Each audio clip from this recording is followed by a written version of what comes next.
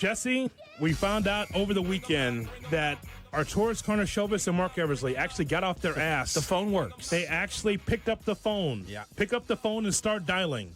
And they were involved in a 3-team deal in which Zach LaVine was traded to the Sacramento Kings. So Zach LaVine gone from the Chicago Bulls.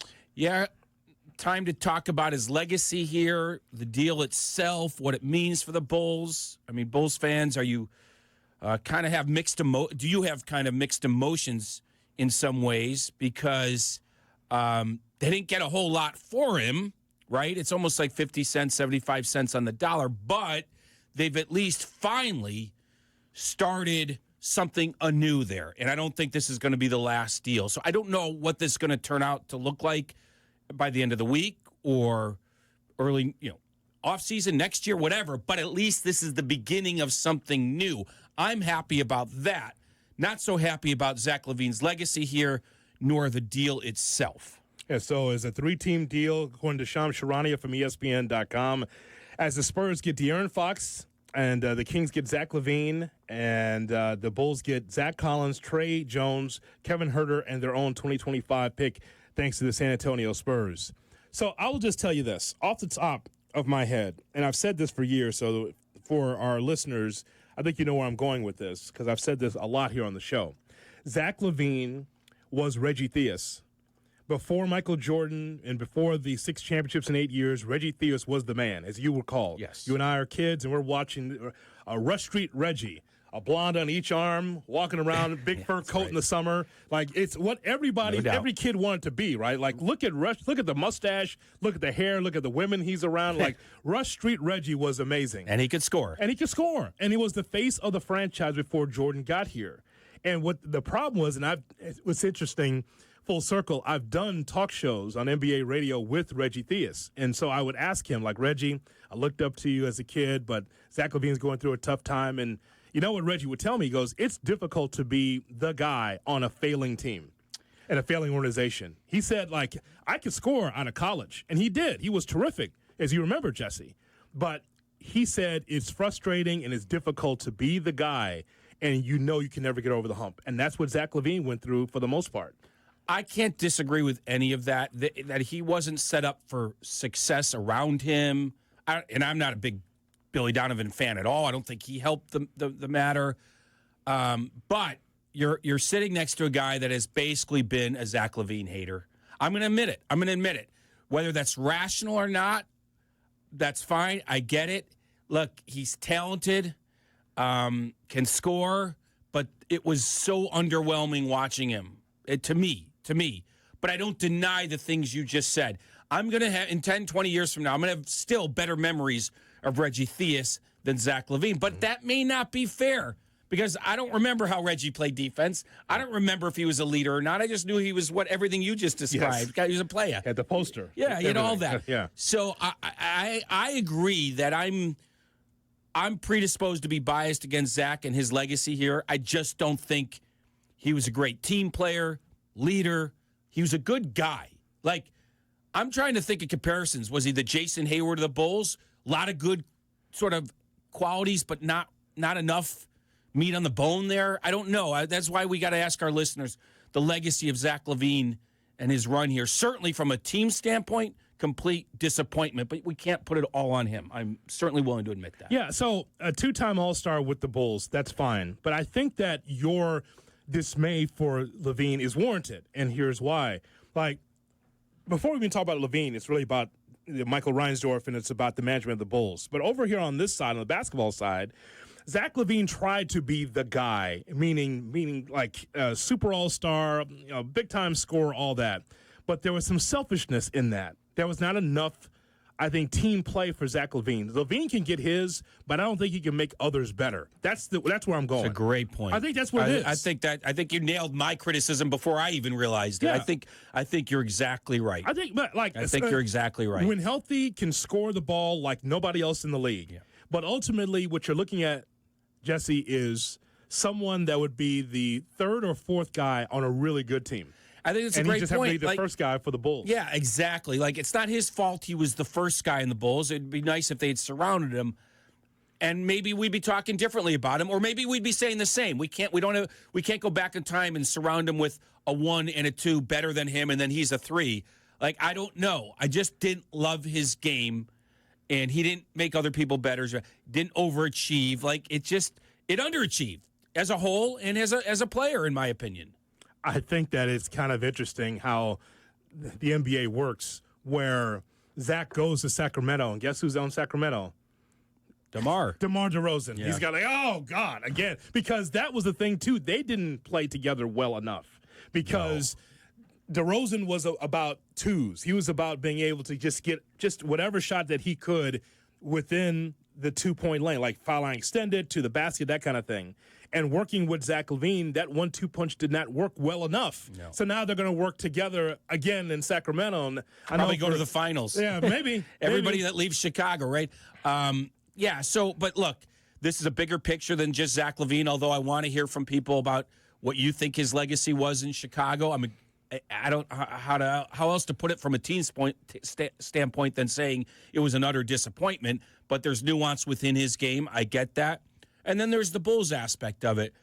Are you happy that they at least started whatever they're going to do? If this is a rebuild, okay, they started it. If it's a retool, at least they're doing something. Yeah. At least they're doing something, even though this is a complete disaster when you take the 2 or 3 year run of AK.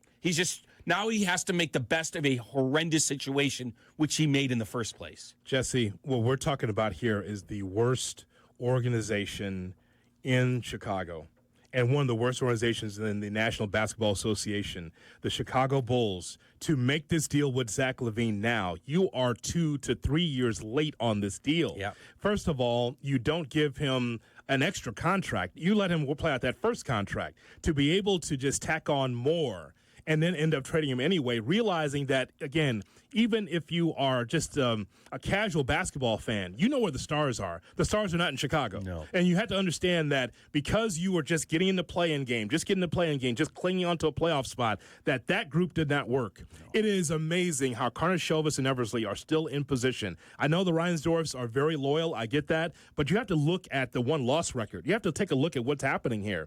For them to unplug it now is just, to me, basketball malfeasance. Yeah, it is. It's 2 years too late. You're right. And I wonder if Jerry and Michael are going to follow the same game plan they did with Rick Hahn and Kenny Williams with the White Sox. They let them get through the trade deadline, 23, right? 23? Mm-hmm. And then they fired him in August. And maybe we'll see similar. Let him get through the trade deadline. Let him blow it up. Let him think that he's about to go on a rebuild. And then you move on from him and start the whole thing over. I mean, why not? Yeah. And I would get rid of Billy Donovan on the first bus out of town. I'm sorry. Underwhelming there as well. And this season put an exclamation mark on it for me. Oh, we're going to play this up-tempo. We got Josh Giddey. We're going to run and gun. Yeah, big deal. Big deal. You're giving up more points than ever. Instead of developing and coaching some defense out of this group, you've gone the opposite way. And what are they, 21 and 29? Yeah. They took 52 threes yesterday against the Detroit Pistons, made 19, and still got outscored. The Pistons took 30 threes. It's a joke. Billy Donovan has been a joke in this time. When have they overachieved in any one moment of his run here? I get that he lost ball for a long time, 5 years ago it feels like at this point. When have they ever overachieved? Under him. Yeah. Never. They've used that as a crutch for a long time, and that became the national narrative as well around basketball circles, if they only had Lonzo Ball. Lonzo Ball is not the difference between you beating Boston in the East and not. Yeah. That's not the difference. No doubt. Again, he's a stabilizer at the guard spot. And they were good when he was at his best. But not to be an upper echelon team, Jesse. Let's not get that twisted. Yeah. But I just can't say enough about Karnisovas and Eversley. We should be able to have a parade down State Street just because they made a deal. To be able to be in that position and then wake up yesterday and just say, you know what we should do? We should make a trade. To sit there in that spot for 3 years. Think about the sport you cover in baseball. Be a general manager in baseball and say, we're not going to make any deals. We'll just, the phone's cold. We're not going to do anything. And just end up with the same record every year. Yeah, well, that person would be fired. Yeah. Yeah. In the sport that you cover in baseball, I don't care if it's the Sacramento A's. I don't care if it's the White Sox. I don't care. I'm talking about bad organizations. At least bad organizations in baseball will pick up the phone because they want more young assets. For the Bulls to stand still, you know what that means? They stand still because they love their crew, they love the core, because they just want the lights on in April, and just for the one playing game. That's the cliche narrative. I think rings true, that they just wanted to have fannies in the seats, and people know Zach LaVine's name, and they know DeMar's name, and they know Vooch's name, and they're going to come. And amazingly, they're still drawing 20,000, though it's still now it's down compared to the previous. Like, it's finally starting to dwindle, which is maybe why they finally decide to do this retool, rebuild, whatever it's going to be in the end. The people in Glencoe think Michael's coming back. That's why they keep coming to the game. I guess, but the upper deck is sparse these days. Well, but it's such a big building, you still get 20,000. I think they rank third, but they used to be first every year for many years. I know it's scary, Jesse, to be able to dismantle your team and be the Washington Wizards or the Charlotte Hornets or what Utah is trying to do, tanking for Cooper Flagg or the Pelicans. I know it's scary.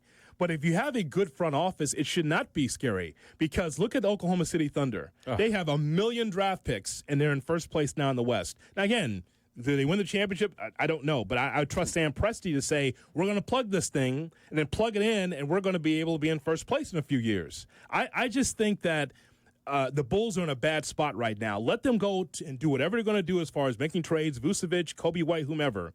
But then afterwards, they should be fired. They should be fired, because you also have to make this a destination. How do the L.A. Lakers get to trade for Anthony Davis and then for Luka? How does that happen in the span of a half decade or however long they've traded for Anthony Davis at his peak. Yep. Now they've traded for Luka at his peak. Where's the Bulls trade for a great player in his peak? Because Zach LaVine wasn't it. Zach LaVine wasn't it. Jimmy Butler's had a better career since leaving than Zach LaVine's had here, even though Butler seems like a pain in the ass these days. I just want to be fair, when we talk about Zach LaVine, because, again, he scored a lot of points and did a lot of things for the Chicago Bulls. But it's also on management to supply enough talent around him, meaning that if Zach LaVine, and I said this years ago, and I'm just going to dig this old phrase back up. If Zach LaVine is the face of your team, you don't have a very good team. No, I think you're exactly right.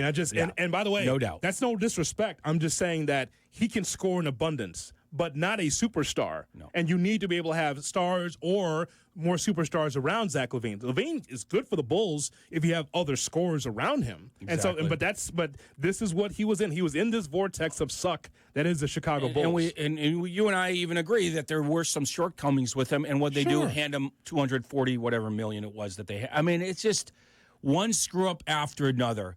So if I'm Reinsdorf, I say, okay, AK, do what you got to do this week, and then let's talk about your exit package and take Billy Donovan with you. Yes, let them do what they're going to do at the deadline, and then they should be fired. They should have been fired years ago, just like the Zach LaVine deal should have happened years ago. But here we are. So what's your question to the Cap and J Hood Nation? What's your question? I do want to know what people think about his legacy, because I could be biased. I really have been a hater since earlier, and I remember going on with Waddle and Sylvia. I don't know why I remember this. I was in New York during Linsanity. Yeah. And I remember going on and being like, God, I wish the Bulls had somebody like that. And I ripped LaVine kind of early on. I just didn't like the vibe. So I admit that I just early on never was a LaVine guy. I admit that. I met him at an all-star game, nice enough guy. That has nothing to do with it. Jason Hayward's a great guy. Like, there's on the court and there's off the court. So what do you think of his legacy? I mean, we know what the Bulls were. They were terrible with him. Is it his fault? Is it AK's fault? And then the trade itself. I mean, are you sort of, like me, happy that they actually did something, yet this is a disaster of a situation that they're trying to get out of? Getting their own pick back, a few journeyman-type players. Yeah.